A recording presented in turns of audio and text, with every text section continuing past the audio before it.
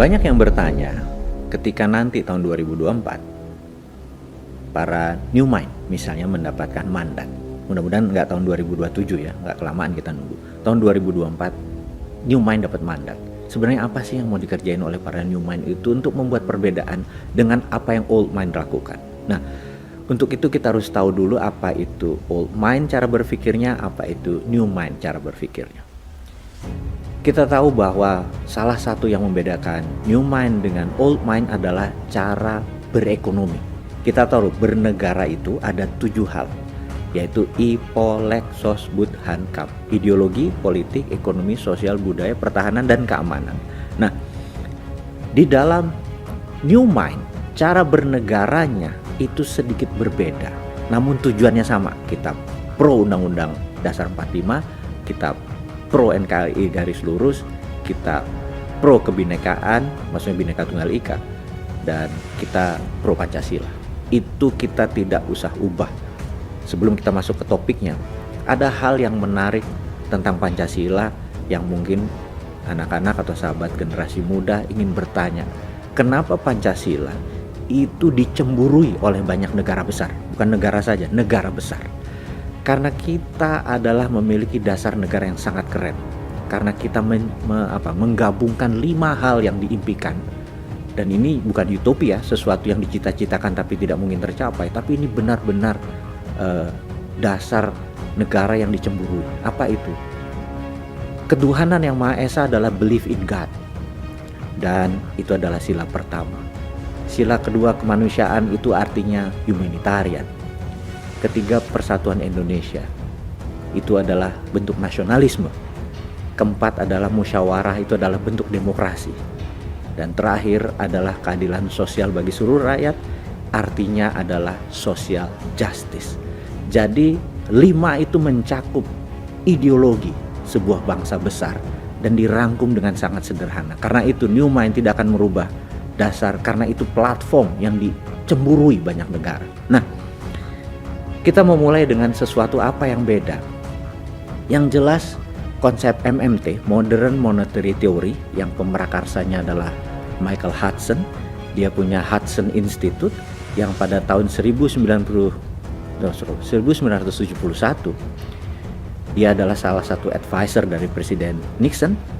Dan apa terobosan yang dilakukan oleh Hudson?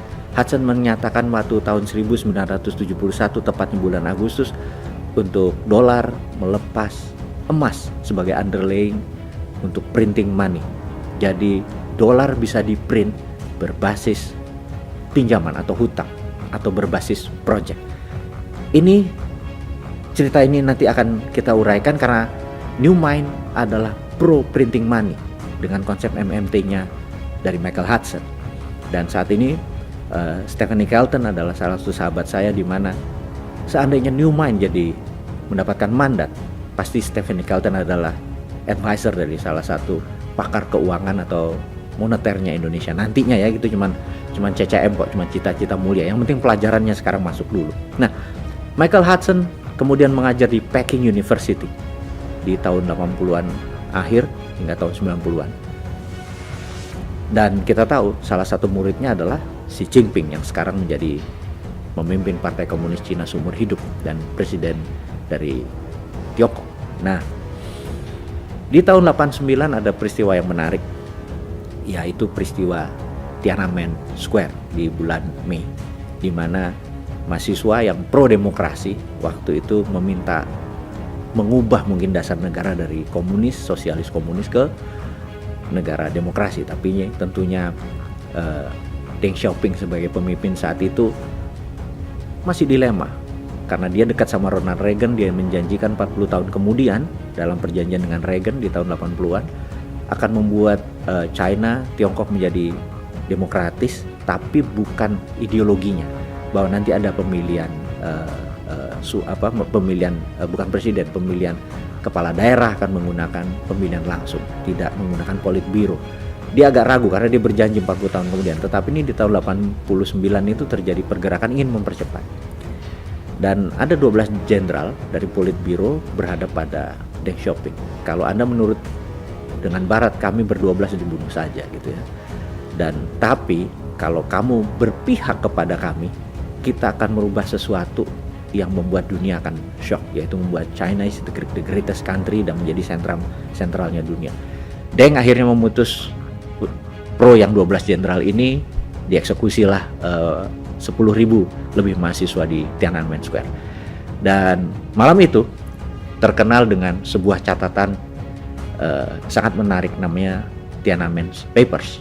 Tagline di bawahnya adalah A Secret Meeting That Changed China, sebuah rapat rahasia yang merubah China.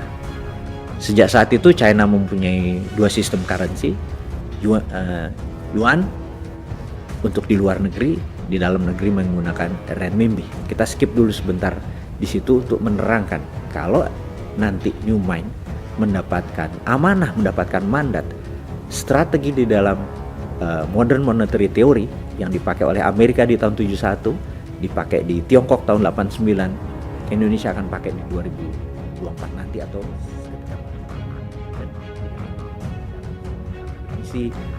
mereka-mereka yang sekolah ke tinggi sampai profesor sampai doktor mungkin di negeri barat, dan di mana seakan-akan ilmu MMT ini menganggap ilmu-ilmu konvensional itu sebagai false knowledge atau ilmu yang nggak terpakai. Nggak juga, nggak seperti begitu. Kita nggak menganggap Anda udah sekolah jauh-jauh ke Amerika mempelajari teori ekonomi terus MMT bilang itu false knowledge atau pengetahuan yang salah gitu ya. Karena buktinya sejak Indonesia merdeka, anggap tahun 71 deh kita mulai deh. Dolar waktu itu 1 rupiah cuma 200-an, sekarang udah 14.500, 15.000. Anda udah dikasih kesempatan 40-45 tahun mengelola ekonomi Indonesia, utang Indonesia naik, nilai rupiah tetap merendah. Terus masih mau kasih chance gitu dengan teori Anda. Jadi nih kaum muda nih men-challenge, ya wis lah, buat gantian. Coba deh 5 tahun pakai MMT gitu ya. Pakai apa yang China pakai, pakai yang Amerika pakai. Untuk itu, teman-teman, kita memerlukan sebuah ilustrasi untuk Anda memahami apa sih itu MMT gitu ya. Apa sih ekonomi yang nanti akan dipakai. Kita kasih contoh adalah kekinian. Kekinian tuh misalnya nih, Pak Jokowi lagi duduk ini di posisi presiden. Kemudian Pak Jokowi nanya ke Menteri PUPR, Pak Basuki. Pak Basuki, saya pengen 1 juta rumah tersedia dalam 2 tahun ke depan, supaya nanti pada saat kita lengser ke Prabon, lengser jadi raja ini, kita terhormat. Siap Pak Presiden, gitu kata Pak Basuki, Menteri PUPR. Maka dia bilang, saya perlu, ini angka dari langit ya, saya perlu 100 triliun Pak Presiden, gitu ya. Oh gitu ya, oke. Panggil Ibu Menteri Keuangan. Ibu Menteri Keuangan, siapkan 100 triliun untuk Pak Basuki. Oh siap Pak Presiden. Ini kalau semuanya MMT ya tentunya ya. Siap. Ya kalau yang sekarang kan cari utangan. Ini enggak, ini ngapunten, ini bukan ngeledek ya, bukan, tapi ini berbeda. Tapi intinya adalah siap Pak Presiden. Lalu dia datang ke Dirjen Moneter. Printing money 100 triliun. Kasih ke Menek BUMN, dipanggil Pak Erick Thohir. Ini perusahaan-perusahaan BUMN, kamu mendapat pekerjaan untuk membuat 1 juta perumahan untuk Kementerian PUPR. Oke, ditransferlah 100 triliun itu dengan syarat semua barangnya tidak ada unsur impor. Kusennya, pakunya, besinya, semennya, atapnya, semua lokal. Nggak lama kemudian kayu-kayu di Jawa, pabrik semen di Sumatera, di Sulawesi, semua bergerak, tumbuh, muter, belanja sana kemari. Berdirilah bangunan-bangunan 1 juta unit rumah itu di mana-mana. Kemudian mereka mengangsur. 5 tahun orang mengangsur, tidak perlu bunga dan tidak perlu dinaikkan. Ini syaratnya. Kalau misalnya ongkosnya 100 triliun, ya 100 triliun dibagi 1 juta rumah, berapa itu? Ya udah, itu yang harus dibayar masyarakat. Masyarakat bayarnya nyicil selama 5 tahun. Begitu mereka nyicil, masuk ke Menteri Keuangan, masuk ke bank, masuk ke Menteri Keuangan, masuk ke bank, setiap nyicil uangnya diambil dibakar, setiap nyicil uangnya diambil dibakar, setiap nyicil 2 2 tahun kemudian begitu berdiri, sold 100 triliunnya masyarakat beli, dibakar. Pertanyaannya, ada inflasi nggak? Nggak ada, nol. Ada bangunan yang jadi nggak? Ada, 1 juta rumah. Murah orang nggak pakai bunga. Ekonomi tumbuh muter gitu. Terus lakukan, oke, udah punya 1 juta, mbok bikin 10 juta rumah, mbok bikin jalanan, bikin jembatan, bikin pelabuhan. Duitnya dari mana? Printing money. Begitu ini nanti balik, bayar, bakar gitu ya. Itulah yang dilakukan oleh pemerintah Tiongkok. Renminbi itu dicetak berdasarkan project, karena itu ngawur seakan-akan mereka membangunnya.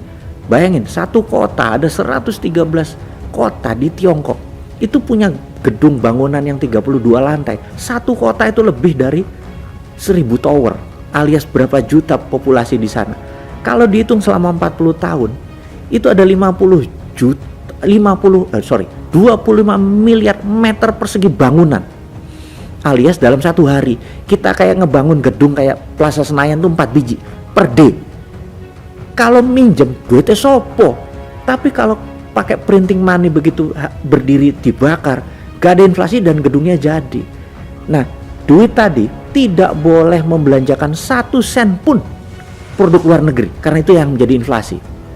Jadi inilah yang akan dilakukan oleh Newman nanti kalau dapat mandat. 10 juta rumah jadi dalam 5 tahun, dan berapa ekonomi tumbuh, berapa rakyat bekerja, berapa produk yang akan disediakan. Lah ngono aja kok susah jadi presiden. Itu kalau Newman jadi. Jadi mulai paham ya. Mudah-mudahan Anda semua terima konsep ini, dan bukan harus Bosman yang jadi presiden. Siapapun yang menerima konsep Newman, yaitu MMT, Modern Monetary Theory ini, dipakai sebagai konsep ekonomi untuk membangun Indonesia, kasih dia kesempatan untuk mendapatkan mandat. Itu rasanya pelajaran hari ini. Terima kasih, salam sehat, sukses selalu.